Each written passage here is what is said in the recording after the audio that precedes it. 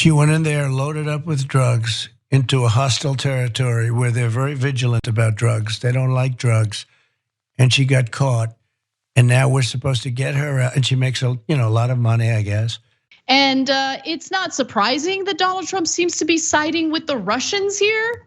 But in doing so, he completely lied and deceived people into thinking what she did was far worse than what's actually going on here.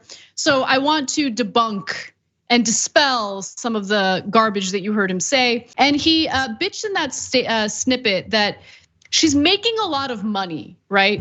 And he doesn't really know much about anything, but as you guys can probably imagine, the WNBA doesn't bring in the same kind of money the NBA does. And so as a result, the players in the WNBA don't make as much in their salaries. For instance, the WNBA's minimum and maximum salaries are $60,471 and $228,094 respectively. Griner's salary base was just under the max, so around $220,000. By the way, who cares?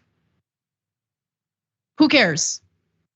Like, I'm getting into the details because obviously I want to make sure people are informed, but in the grand scheme of things, who cares?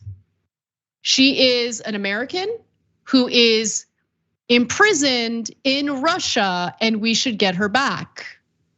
End of story.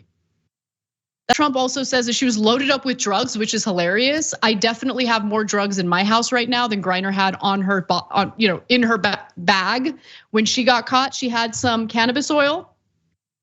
In fact, she had 0.7 grams or 0.024 ounces of cannabis oil, which is legal in her home state of Arizona and in many other states in America.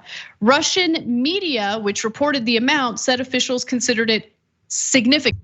Yeah, Trump's the guy who plays by the rules. So I can see how this would upset him, right? If you do something bad, you go to prison and be accountable for your actions. That's what he's all about. So I get why he's upset. Yeah, insurrection, drugs, a little bit of weed. Insurrection, a little bit of weed. I don't know, loaded up with drugs. It was a little bit of weed. And he just really hates women and especially women of color. Like if this was some conservative white male, like if this was a baseball player, someone with the MLB who's like a diehard Trump fan, again, a white male who was imprisoned for getting caught with literally 0.024 ounces of cannabis oil. I would venture to say Trump's commentary would be a little different.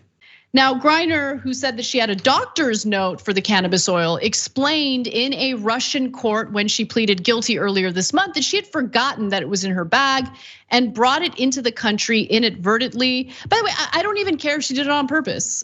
That is not a reason to imprison someone. And because of the political nature, because of the relationship between Russia and the United States, Russia seized on this opportunity to use her as a political prisoner. That is really what's going on here. It's not about drug possession. It's about using her for Russia using her for its own purposes, right? And he thinks, get a load of this, she's very spoiled. Let's watch. Would you have made, by the way, the offer for Brittney Griner and Victor Bout that Russia has put forward? We're supposed to get her out for a absolute killer. And it certainly doesn't seem like a very good trade, does it? He's an absolute one of the worst in the world, and he's going to be given his freedom because a potentially spoiled person goes into Russia loaded up with drugs. You inherited $413 million from your daddy and then squandered it and went bankrupt 6 different times.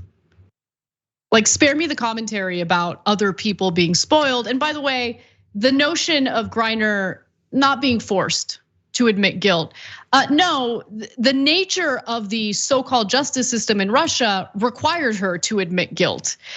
So an official admission of guilt was the best option for Griner in both the short and long term. The nature of the Russian legal system meant there was essentially 0 chance she would be acquitted. Pleading not guilty and putting up a fierce defense may have actually led to retribution from Russian authorities while she remains detained. Plus, An admission of guilt is really the only way for a prisoner exchange to happen. So to say like, I don't think she was no, she was. She had to plead guilty in order to have a shot in getting out of that country. Aren't you gonna negotiate? Isn't that what you would do if you were the leader of this country and there was a political prisoner in another country that you want to get out, that people are very upset is there, that is there for very unjust reasons? I don't know, it seems like he didn't read the book, The Art of the Deal, that was written for him. And maybe he should have, and then maybe he would have had a better answer. Maybe he would have had a plan, maybe a counter offer instead of this trade, which he calls a bad trade.